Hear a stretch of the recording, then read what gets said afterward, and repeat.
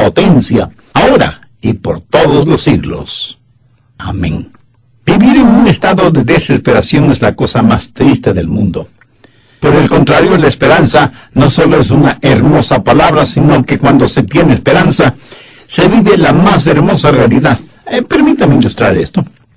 Viajemos imaginariamente por el Caribe en un crucero de lujo. Todo es magnífico. Sus seres más queridos están con usted. La música es muy agradable. El entretenimiento estupendo. El cielo es completamente azul.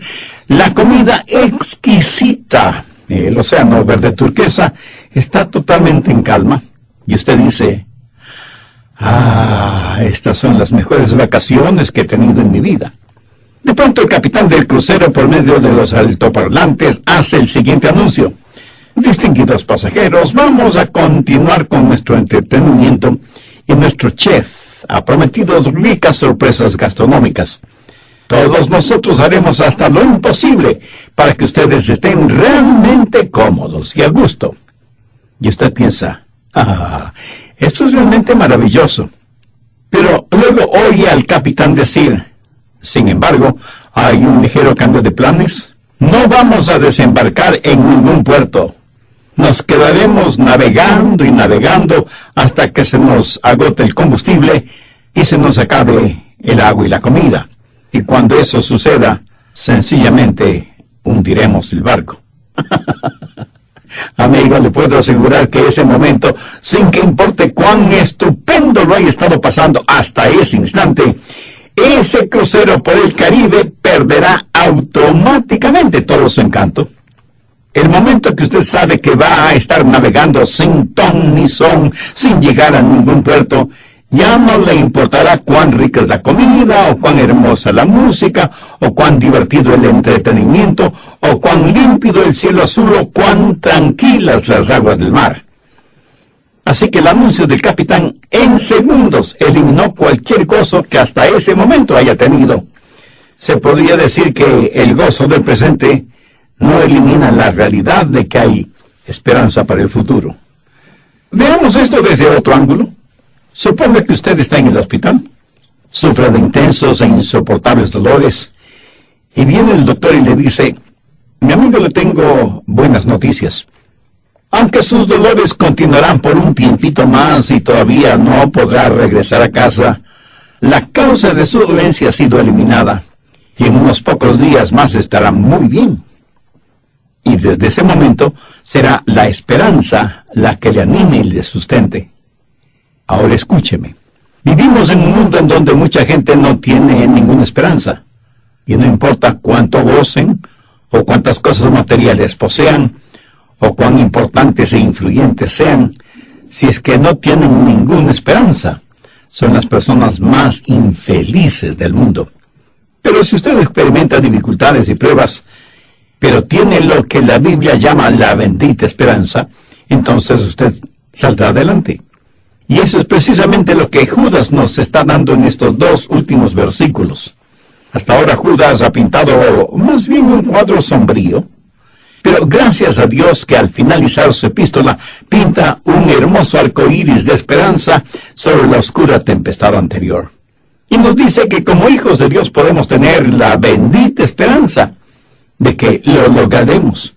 Porque podríamos pensar al leer sobre los apóstatas que han abandonado la fe, que a lo mejor nosotros fracasaremos. Judas nos da 3 razones de por qué lo lograremos. Primero, la soberanía de Dios. Judas 24.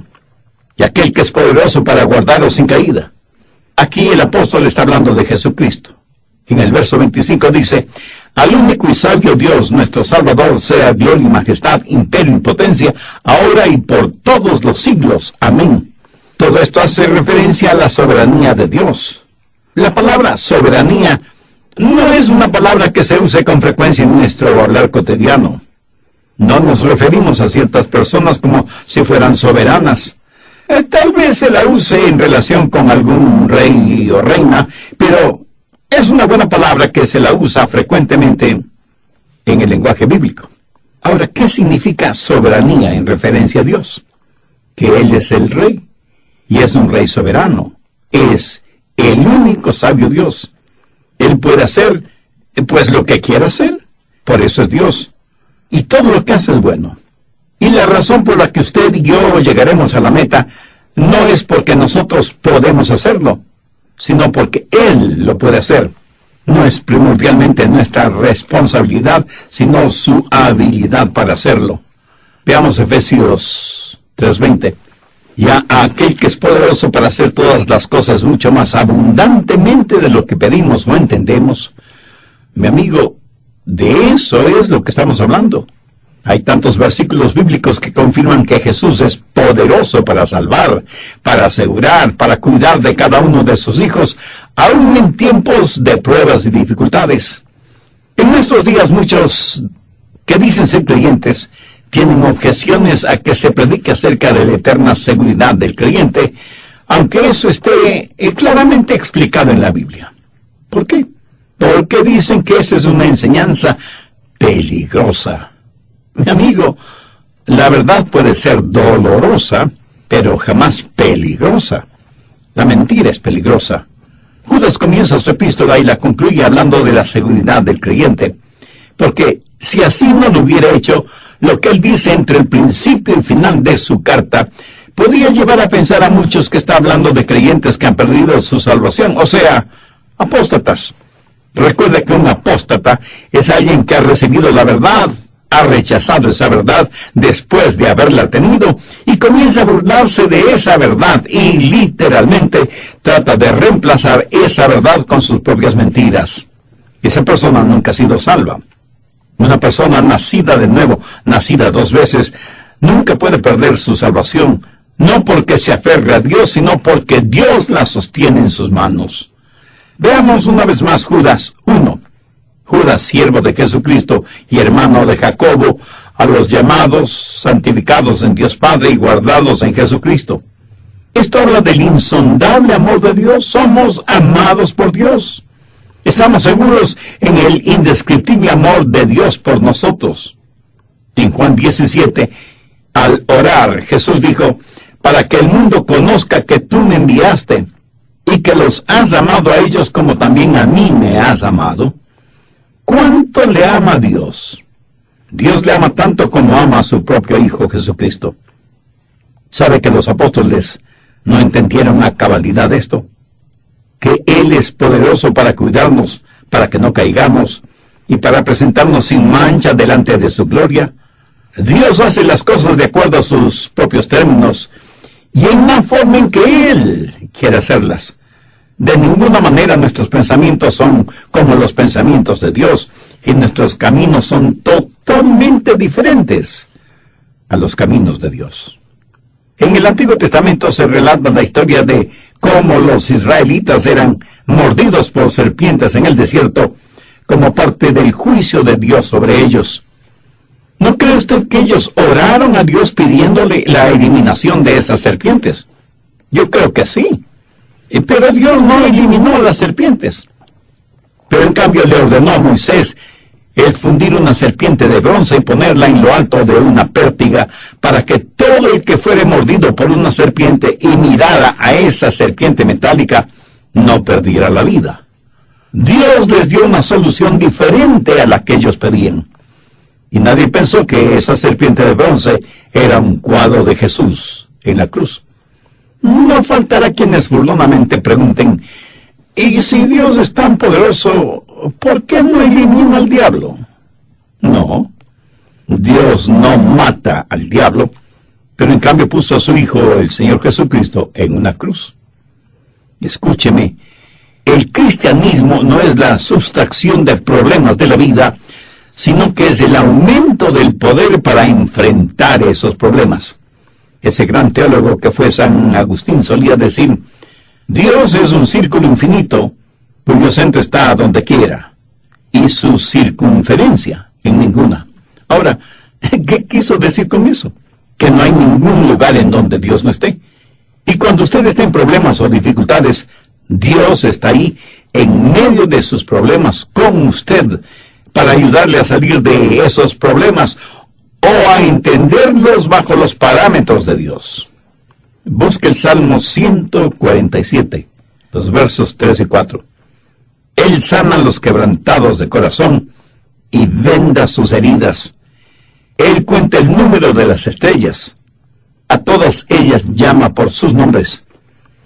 Recién la ciencia está descubriendo que hay más estrellas en el firmamento que gramos de arena de todos los desiertos y todas las playas del mundo juntos. Y Dios llama a cada una de las estrellas por su nombre. ¿No es eso amorosamente extraordinario? Ahora, si Dios es tan poderoso para hacer eso, ¿no cree que Él tiene el poder para cuidarle, ayudarle y protegerle? Lo que Dios quiera hacer, lo hará. No por lo que nosotros somos, sino por quien Él es y por lo que Él ha prometido. Segundo, la seguridad de los santos. Judas 24. Aquel que es poderoso para guardaros sin caída. Cuando hablo de la seguridad del creyente, estoy seguro de que algunas personas me dirán, Pastor Rogers, usted no debería decir a la gente que pueden tener seguridad eterna en el Señor Jesucristo. ¿Así? ¿Y por qué no? Eso es lo que la Biblia enseña. Y me dirán, pero pastor, es peligroso decirle a la gente que tiene seguridad eterna, porque si tienen esa seguridad eterna seguirán pecando porque no pueden perder su salvación. Mi amigo, lo dije antes y ahora lo vuelvo a repetir.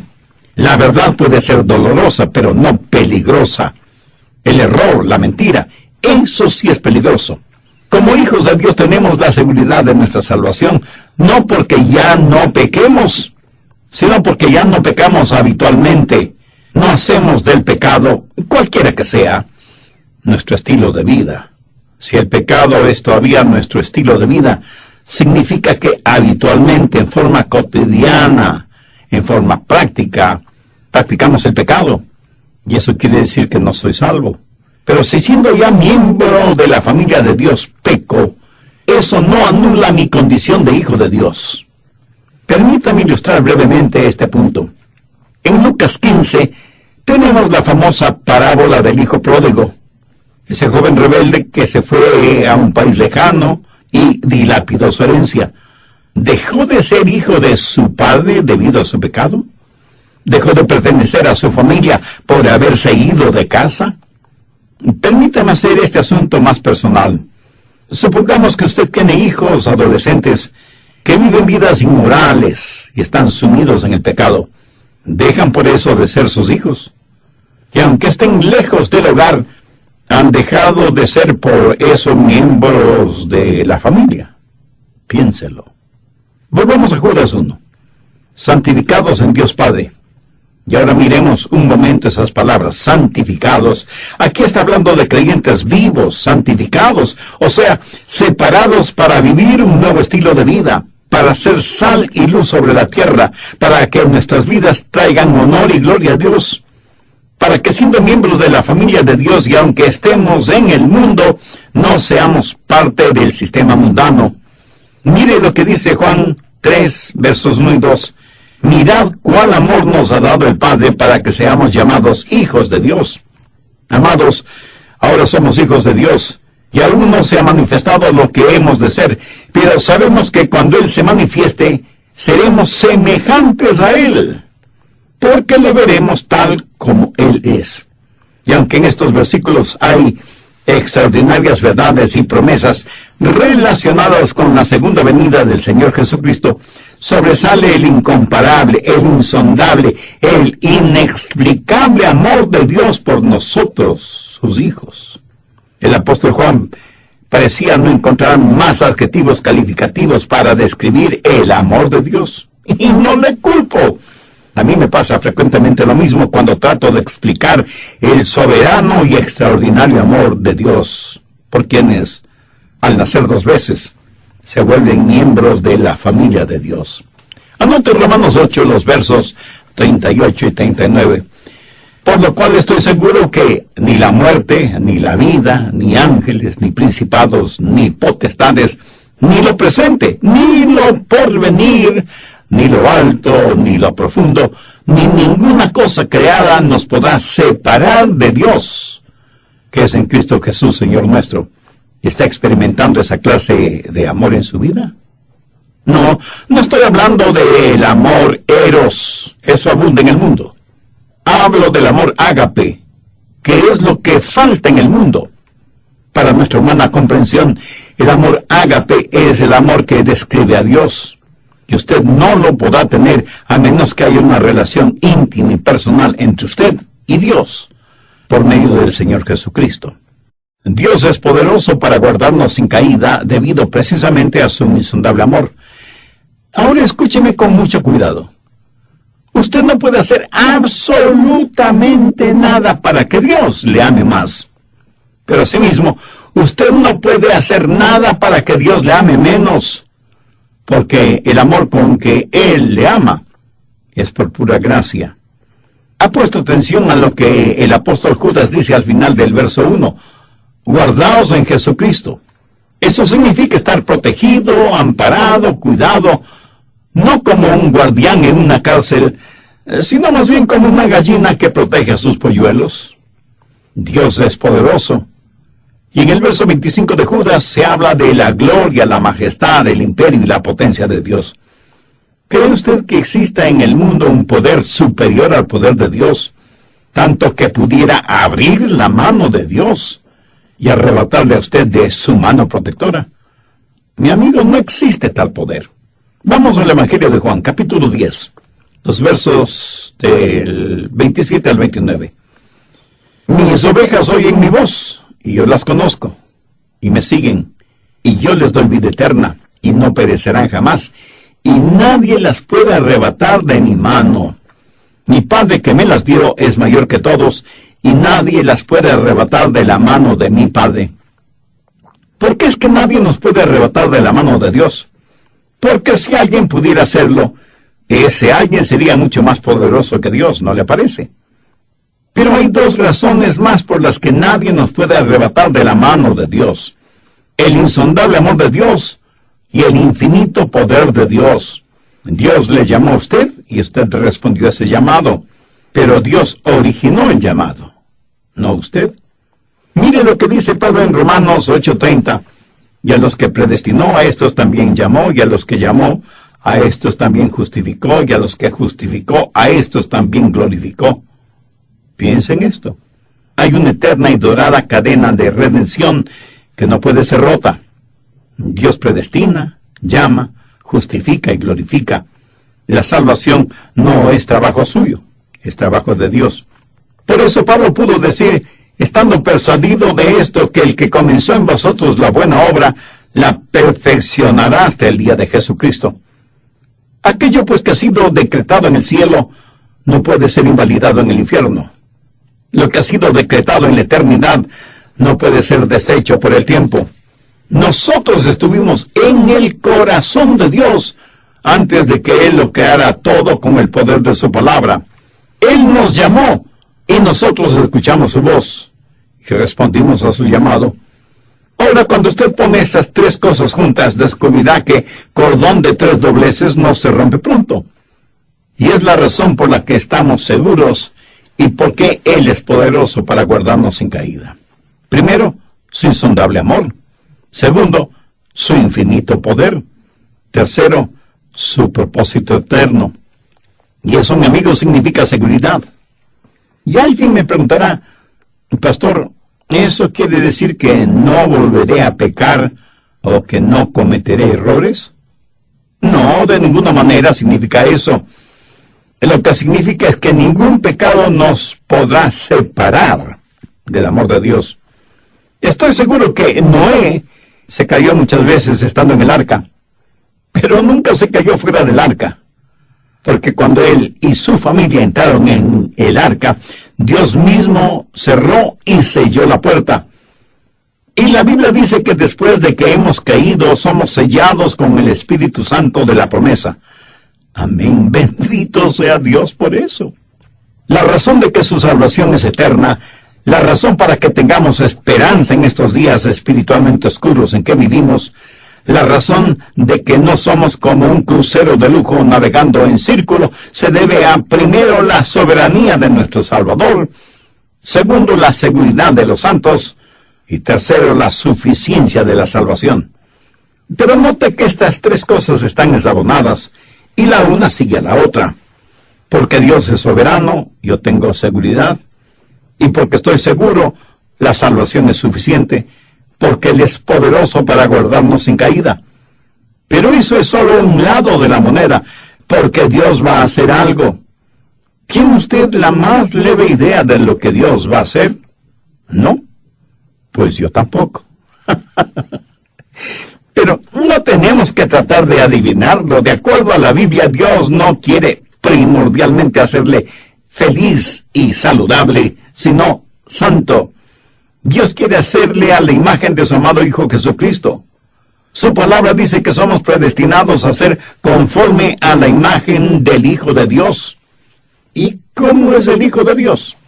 Sin mancha ni pecado. Jesús es el único impecable de todas las edades. Y uno de estos días, si Él es nuestro Salvador y Señor, seremos hechos a su imagen. Recuerda que los sacrificios presentados a Dios debían ser sin mancha ni contaminación de ninguna naturaleza. Esa es la misma idea cuando Pablo dice en Romanos 12:1, así que hermanos, os ruego por las misericordias de nuestro Señor Jesucristo, que presentéis vuestros cuerpos en sacrificio vivo, santo, agradable a Dios, que es vuestro culto racional. ¿Lo entiende?